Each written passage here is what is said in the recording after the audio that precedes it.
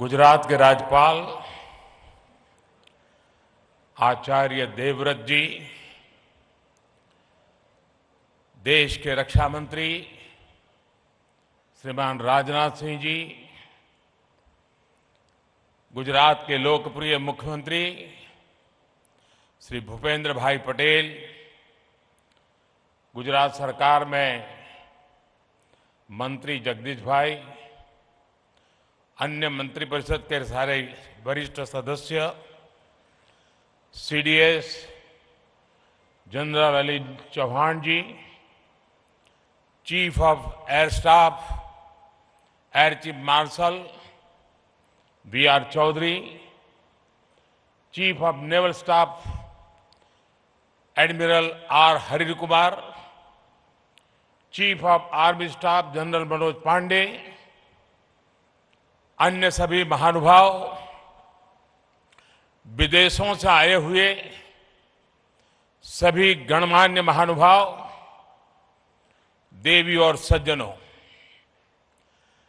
गुजरात की धरती पर सशक्त, समर्थ और आत्मनिर्भर भारत के इस महोत्सव में आप सभी का हार्दिक स्वागत है।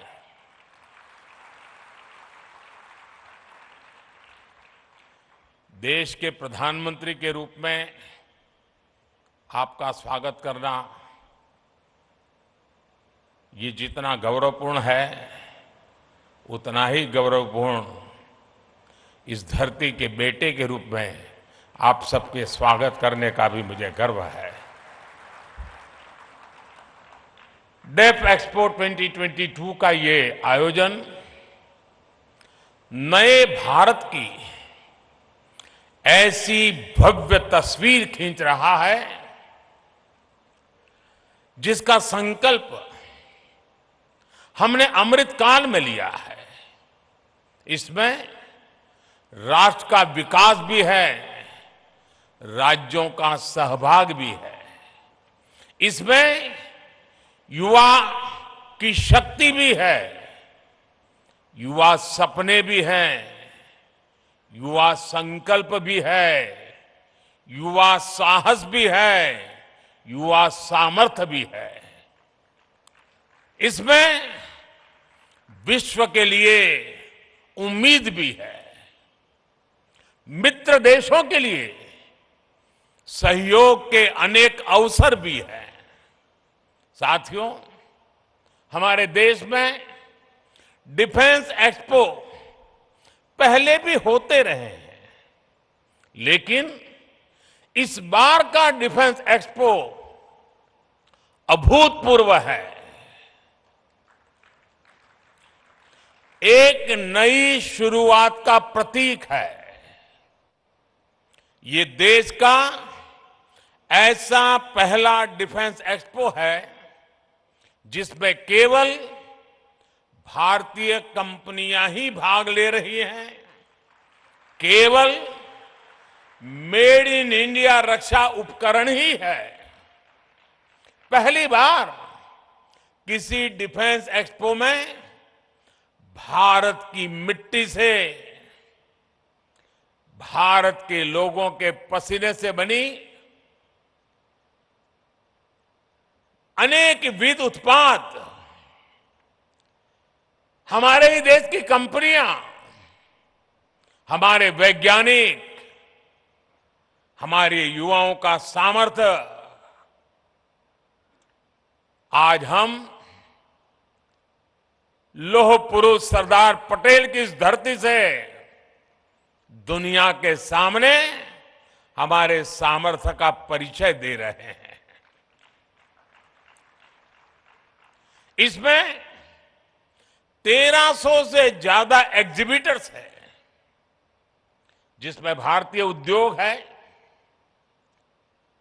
भारत के उद्योगों से जुड़े हुए कुछ जॉइंट वेंचर्स हैं, एमएसएमईज और 100 से ज्यादा स्टार्टअप्स हैं। एक तरह से आप सब यहां और देशवासी और दुनिया के लोग भी क्षमता और संभावना दोनों की झलक एक साथ देख रहे हैं।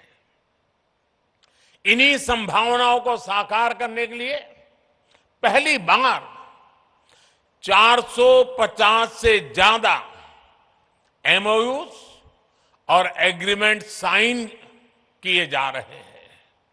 साथियों, ये आयोजन हम काफी समय पहले करना चाहते थे।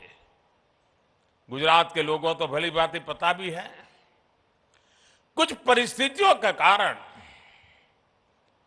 हमें समय बदलना पड़ा,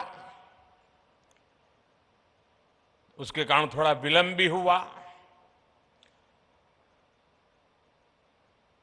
जो विदेशों से मेहमान आने थे उनको असुविधा भी हुई, लेकिन देश के अब तक के सबसे बड़े डिफेंस एक्सपो ने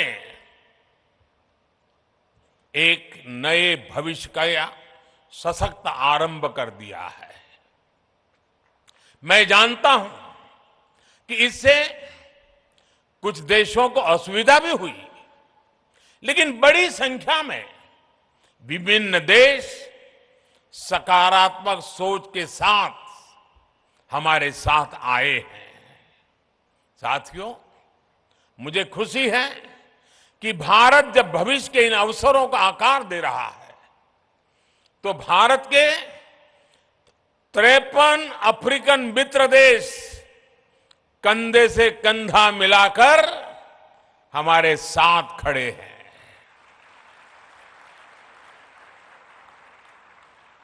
इस अवसर पर दूसरा इंडिया अफ्रीका डिफेंस डायलॉग भी आरंभ होने जा रहा है। भारत और अफ्रीकन देशों के बीच ये मित्रता, ये संबंध उस पुराने विश्वास पर टिके हैं जो समय के साथ और मजबूत हो रहा है, नया आयाम छू रहा है। मैं अफ्रीका से आए अपने साथियों को बताना चाहता हूं कि आज आप गुजरात की जिस धरती पर आए हैं, उसका अफ्रीका के साथ बहुत पुराना और आत्मीय संबंध रहा है। अफ्रीका में जो पहली ट्रेन चली थी, उसके निर्माण कार्य में इसी गुजरात की कच्छ से लोग अफ्रीका गए थे और उन्होंने मुश्किल अवस्था में हमारे कामगारों ने जी जान से काम करके अफ्रीका में आधुनिक रेल, उसकी नींव रखने में बहुत बड़ी भूमिका निभाई थी। इतना ही नहीं, आज अफ्रीका में जाएंगे तो दुकान शब्द कॉमन है। ये दुकान शब्द गुजराती है। रोटी, भाजी, ये अफ्रीका के जनजीवन में जुड़ गए शब्द हैं। महात्मा गांधी जैसे वैश्विक नेता के लिए भी गुजरात अगर उनकी जन्मभूमि थी, तो अफ्रीका उनकी पहली कर्मभूमि थी। अफ्रीका के प्रति आत्मीयता और ये अपनापन आज भी भारत की विदेश नीति के केंद्र में है। कोरोना काल में जब वैक्सीन को लेकर पूरी दुनिया चिंता में थी, तब भारत ने हमारे अफ्रीकन मित्र देशों को प्राथमिकता देते हुए वैक्सीन पहुंचाई। हमने हर जरूरत के समय दवाइयों से लेकर पीस मिशन तक अफ्रीका के साथ कंधे से कंधा मिलाकर चलने का प्रयास किया है। अब रक्षा क्षेत्र में हमारे बीच का सहयोग और समन्वय इन संबंधों को नई ऊंचाई देंगे। साथियों, इस आयोजन का एक महत्वपूर्ण आयाम इंडियन ओशन रीजन प्लस की डिफेंस मिनिस्टर्स कॉन्क्लेव भी है। इसमें हमारे 46 मित्र देश हिस्सा ले रहे हैं। आज अंतर्राष्ट्रीय सुरक्षा से लेकर वैश्विक व्यापार तक मैरीटाइम सिक्योरिटी एक ग्लोबल प्राथमिकता बनकर उभरा है। 2015 में मैंने मॉरिशस में security and growth for all in the region यानी सागर का विजन भी सामने रखा था। जैसा कि मैंने सिंगापुर में सांग्रीला डायलॉग में कहा था, इंडो पैसिफिक रीजन में अफ्रीकी तटों से लेकर अमेरिका का तक भारत का एंगेजमेंट इंक्लूसिव है। आज ग्लोबलाइजेशन के दौर में मर्चेंट नेवी की भूमिका का भी विस्तार हुआ है। दुनिया की भारत से अपेक्षाएं बड़ी हैं और मैं विश्व को विश्वास दिलाना चाहता हूं, आपकी अपेक्षाओं को पूरा करने के लिए भारत हर कोशिश प्रयास करता रहेगा। हम कभी पीछे नहीं हटेंगे। इसलिए ये डिफेंस एक्सपो भारत के प्रति वैश्विक विश्वास का प्रतीक भी है। इतने सारे देशों की उपस्थिति के जरिए विश्व का बहुत बड़ा सामर्थ्य गुजरात की धरती पर जुट रहा है। मैं इस आयोजन में भारत के सभी मित्र राष्ट्रों और उनके प्रतिनिधियों का हृदय से स्वागत करता हूं। मैं इस भव्य आयोजन के लिए गुजरात के लोगों और विशेष रूप से मुख्यमंत्री भूपेंद्र भाई पटेल, उनकी पूरी टीम का अभिनंदन करता हूं।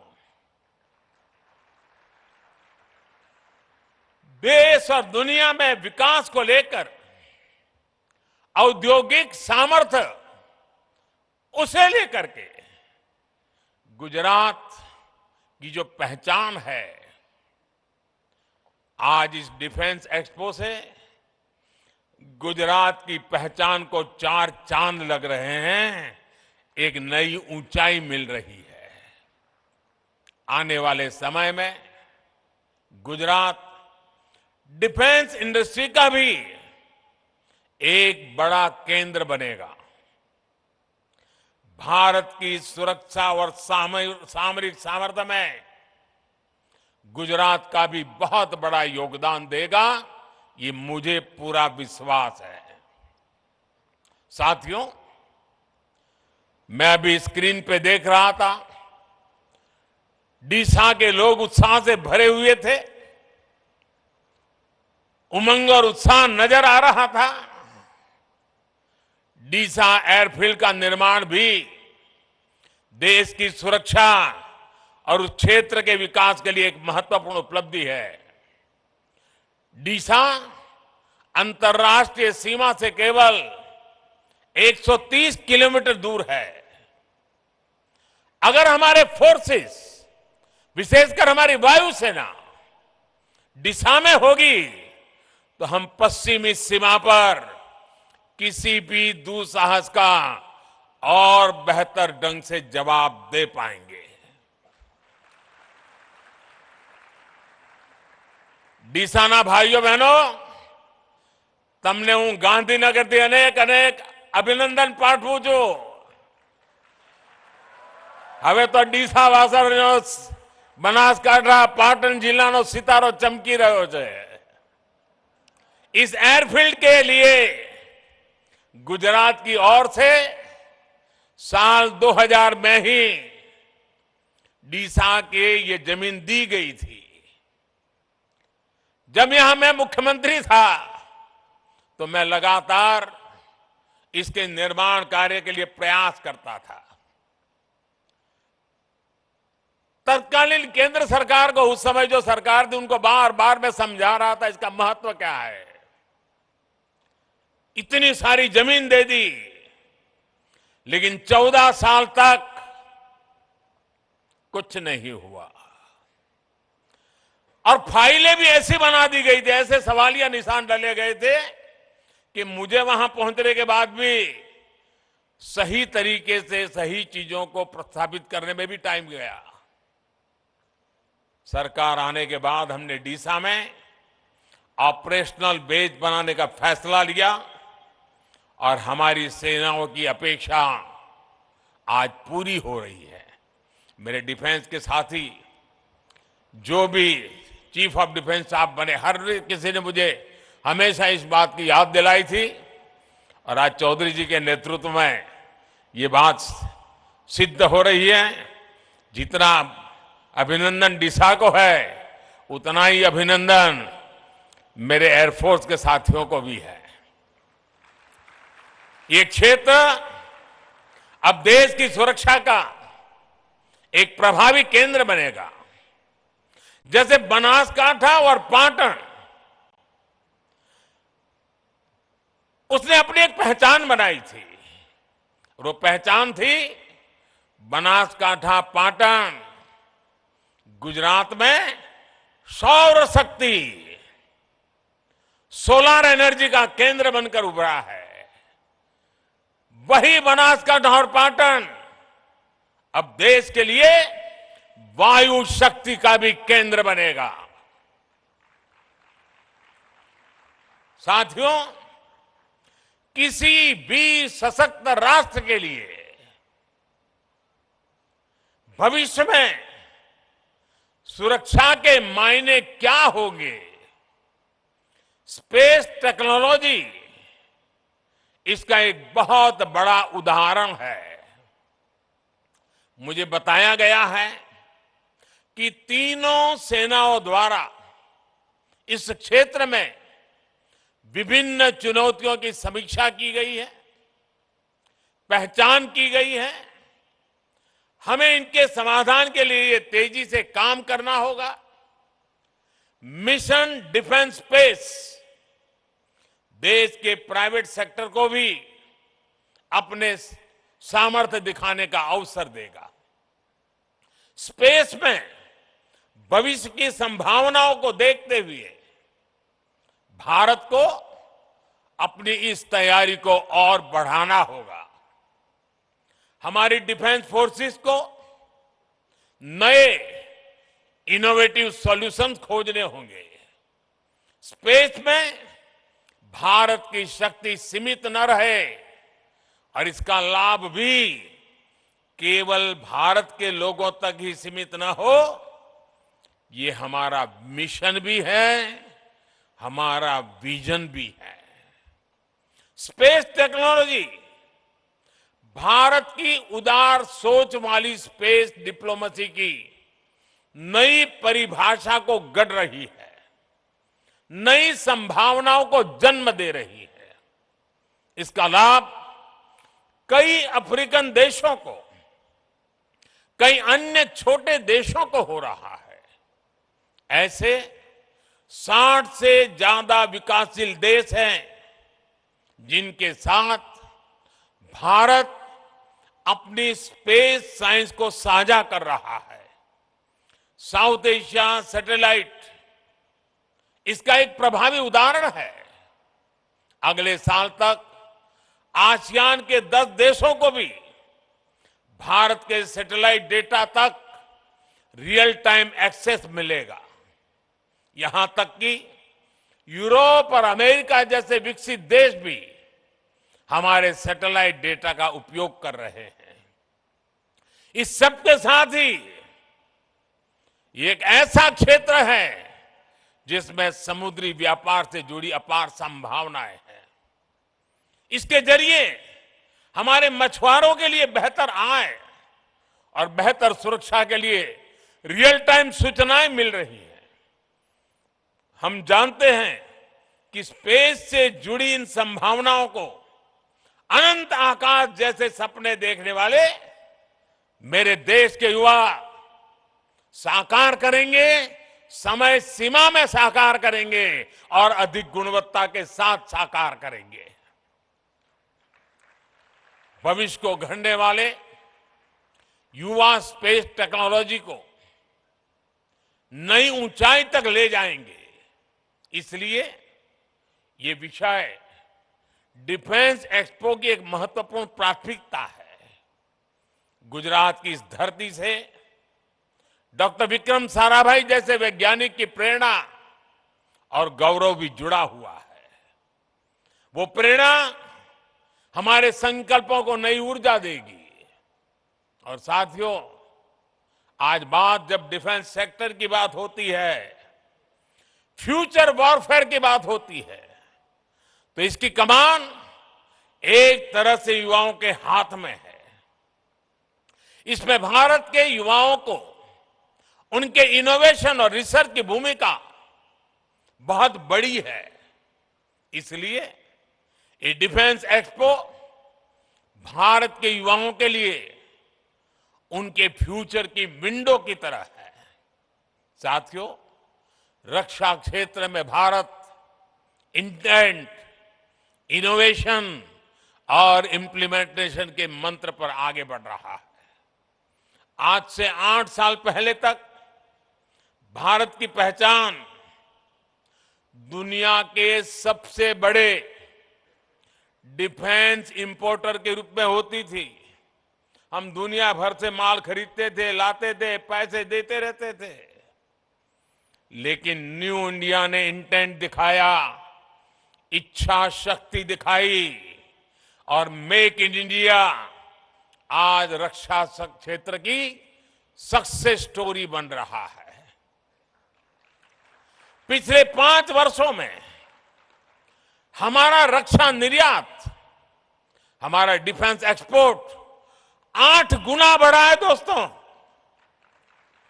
हम दुनिया के 75 से ज्यादा देशों को रक्षा सामग्री और उपकरण एक्सपोर्ट कर रहे हैं, निर्यात कर रहे हैं। 2021-22 में भारत का डिफेंस एक्सपोर्ट $1.59 बिलियन यानी करीब 13,000 करोड़ रुपए हो चुका है। और आने वाले समय में हमने इसे $5 बिलियन यानी 40,000 करोड़ रुपए तक पहुंचाने का लक्ष्य रखा है। ये निर्यात, एक्सपोर्ट केवल कुछ उपकरणों तक सीमित नहीं है, केवल कुछ देशों तक सीमित नहीं है। भारतीय रक्षा कंपनियां आज ग्लोबल सप्लाई चेन का महत्वपूर्ण हिस्सा बन रही है। हम ग्लोबल स्टैंडर्ड के स्टेट ऑफ आर्ट उपकरणों की सप्लाई कर रहे हैं।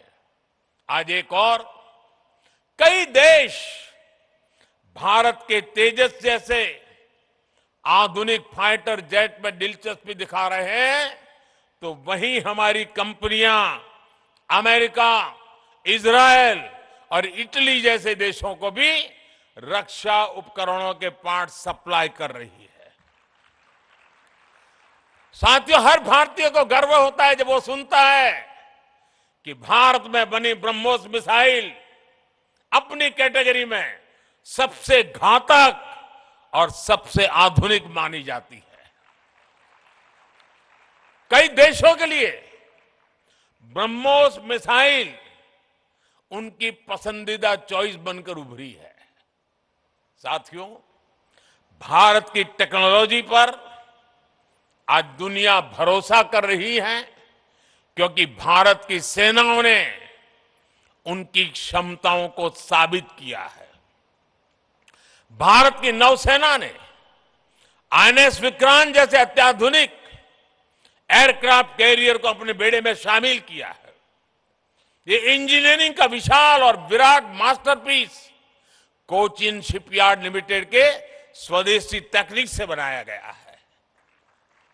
भारतीय वायुसेना ने मेक इन इंडिया के तहत बनाए गए प्रचंड लाइट कॉम्बैट हेलीकॉप्टर्स को शामिल किया है। इसी तरह हमारी थल सेना भी आज स्वदेशी तोपों से लेकर कॉम्बैट गन्स तक भारतीय कंपनियों से खरीद रही है। यहां गुजरात के हजीरा में बन रही मॉडर्न आर्टिलरी आज देश की सीमा की सुरक्षा बढ़ा रही है। साथियों, देश को इस मुकाम तक लाने के लिए हमारी नीतियां, हमारे रिफॉर्म्स और ईज ऑफ डूइंग बिजनेस में बेहतरी की भी बड़ी भूमिका है। भारत ने अपने रक्षा खरीद बजट का 68% भारतीय कंपनियों के लिए निर्धारित किया, ईयरमार्क किया है। यानी जो टोटल बजट है उसमें से 68% भारत में बनी, भारत के लोगों के द्वारा बनी हुई चीजों को खरीदने के लिए हमने ईयरमार्क कर दिया है। ये बहुत बड़ा निर्णय है और ये निर्णय इसलिए हुआ है कि भारत की सेना को जो प्रगतिशील नेतृत्व मिला है और सेना में बैठे हुए लोगों के हौसले के कारण ये निर्णय हो पा रहा है। ये राजनीति इच्छा शक्ति से होने वाले निर्णय नहीं है, ये निर्णय सैन्य की इच्छा शक्ति से होता है। और आज मुझे गर्व है कि मेरे पास ऐसे जवान हैं, मेरे सेना के ऐसे अफसर हैं कि ऐसे महत्वपूर्ण निर्णयों को वो आगे बढ़ा रहे हैं।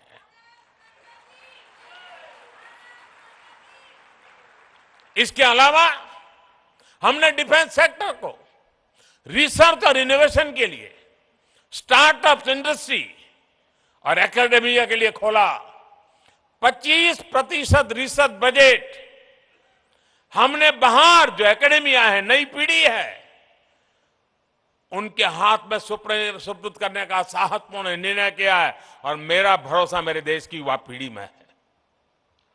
अगर भारत सरकार उनको 100 रुपया देगी, मुझे पक्का विश्वास है वो देश को 10,000 रुपया लौटा करके दे देंगे। ये मेरे देश की युवा पीढ़ी में था। मुझे खुशी है कि सरकार के प्रयासों के साथ ही हमारी सेनाओं ने भी आगे आकर ये तय किया है कि देश की रक्षा के लिए ज्यादा से ज्यादा साजो सामान वो देश के भीतर जो बना है उसी को खरीदेंगे। सेनाओं ने मिलकर कई उपकरणों की 2 लिस्ट भी तय की है। उन्होंने एक लिस्ट वो बनाई है जो सिर्फ देश में बनी हुई चीजों को खरीदा जाएगा, और कुछ लिस्ट ऐसी है कि जो अनिवार्य होगा तो बाहर से ली जाएगी।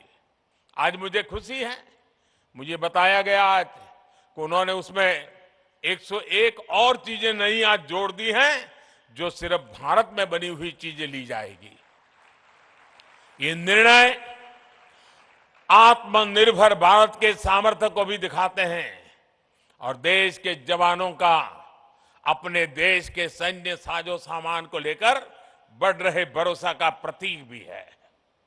इस लिस्ट के बाद रक्षा क्षेत्र के ऐसे 411 साजो सामान और उपकरण होंगे जिन्हें भारत केवल मेक इन इंडिया के तहत खरीदेगा। आप कल्पना करिए, इतना बड़ा बजट भारतीय कंपनियों की नींव को कितना मजबूत करेगा, हमारे रिसर्च और इनोवेशन को कितनी बड़ी ताकत देगा, हमारे डिफेंस मैन्युफैक्चरिंग सेक्टर को कितनी बड़ी बुलंदी देगा, और इसका कितना बड़ा फायदा मेरे देश की युवा पीढ़ी को होने वाला है। साथियों, इस चर्चा के बीच मैं एक और विषय जरूर कहना चाहता हूं, और मैं समझता हूं कि इस बात को हमने समझना होगा। जो कमेंटेटर्स होते हैं वो भी कभी कभी इन चीजों में फंस जाते हैं, लेकिन मैं कहना जरूर चाहूंगा, हमारा बहुत जीवन का अनुभव है। जब हम ट्रेन के अंदर प्रवास करते हैं, अगर एक सीट पर 4 लोग बैठे हैं और 5वां आ जाए तो ये चारों मिलकर के 5वें को घुसने नहीं देते हैं, रोक देते हैं। ठीक वैसे ही स्थिति डिफेंस की दुनिया में मैन्युफैक्चरिंग कंपनियों की रही है।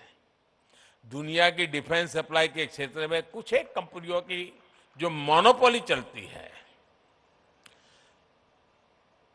वे किसी को घुसने ही नहीं देते थे। लेकिन भारत ने हिम्मत करके अपनी जगह बना ली है। आज दुनिया के लिए भारत के नौजवानों का एक कौशल एक विकल्प बन करके उभर रहा है। दोस्तों, भारत के नौजवानों का डिफेंस के सेक्टर में ये जो सामर्थ्य उभर करके आ रहा है वो दुनिया का भला करने वाला है, दुनिया के लिए नए अवसर देने वाला है, ऑल्टरनेट के लिए नए अवसर पैदा करने वाला है। और हमारे नौजवानों का ये प्रयास, मुझे पूरा विश्वास है कि हमारे नौजवानों के इस प्रयास के कारण आने वाले दिनों में देश का सुरक्षा का क्षेत्र तो मजबूत होगा ही होगा, लेकिन साथ साथ देश के सामर्थ्य में, देश के युवा सामर्थ्य में भी अनेक गुना बढ़ोतरी होगी। आज के इस डिफेंस एक्सपो में जो चीजें हम दिखा रहे हैं उसमें मैं ग्लोबल गुड का भी संकेत देख रहा हूं। इसका बड़ा लाभ दुनिया के छोटे देशों को होगा जो संसाधनों की कमी के कारण अपनी सुरक्षा में पीछे छूट जाते हैं। साथियों, भारत डिफेंस सेक्टर को अवसरों के अनंत आकाश के रूप में देखता है, सकारात्मक संभावनाओं के रूप में देखता है। आज हमारे यहां यूपी और तमिलनाडु में 2 डिफेंस कॉरिडोर तेज गति से विकास की दिशा में आगे बढ़ रहे हैं। दुनिया की बड़ी बड़ी कंपनियां भारत में इन्वेस्ट करने के लिए आ रही है। इस इन्वेस्टमेंट के पीछे सप्लाई चेन का एक बड़ा नेटवर्क विकसित हो रहा है। इन बड़ी कंपनियों को हमारी एमएसएमईज, हमारे लघु उद्योग की भी ताकत जुड़ जाती है। हमारे लघु उद्योगों को भी इसके कारण ताकत मिल जाती है और सहयोग करेगी। और मुझे विश्वास है हमारे इन छोटे छोटे उद्योगों के हाथ में भी पूंजी पहुंचने वाली है। इस क्षेत्र में लाखों करोड़ के निवेश से युवाओं के लिए उन क्षेत्रों में रोजगार के बड़े अवसर पैदा होने वाले हैं और एक नए विकास की ऊंचाई को प्राप्त करने की संभावना हो जाती है। मैं गुजरात डिफेंस एक्सपो में मौजूद सभी कंपनियों से भी आह्वान करना चाहता हूं, आप इन अवसरों को भविष्य के भारत को केंद्र में रख करके आकार दीजिए। आप मौका जाने मत दीजिए, आप इनोवेट करिए, दुनिया में बेस्ट बनाने का संकल्प लीजिए और सशक्त विकसित भारत के सपने को आकार दीजिए। और मैं नौजवानों को, रिसर्चर्स को, इनोवेटर्स को विश्वास देता हूं, मैं आपके साथ हूं। आपके उज्जवल भविष्य के लिए मैं मेरी आज आपके लिए खपाने के लिए तैयार हूं। साथियों, देश बहुत तेजी से बदल रहा है, आप भी अनुभव करते होंगे। यही देश कोई जमाना था जब कबूतर छोड़ा करता था, आज चीता छोड़ने की ताकत रखता है।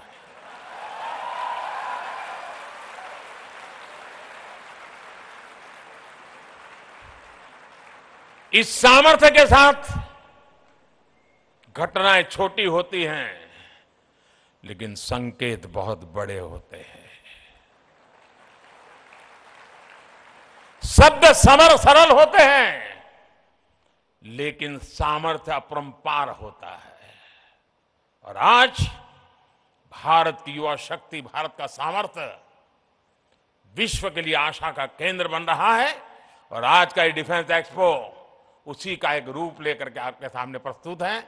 मैं हमारे रक्षा मंत्री राजनाथ जी को हृदय से बहुत बहुत बधाई देता हूं कि इस काम के लिए जो कड़ी मेहनत उन्होंने की है, जो पुरुषार्थ किया है। कम बोलते हैं लेकिन बहुत मजबूती से काम करते हैं। मैं उनका भी अभिनंदन करता हूं, उनकी पूरी टीम का अभिनंदन करता हूं। आप सबको बहुत बहुत शुभकामनाएं और आने वाले दीपावली के त्योहारों की शुभकामनाओं અને આપણા ગુજરાતના લોકોને નવા વર્ષની પણ શુભકામનાઓ। ધન્યવાદ।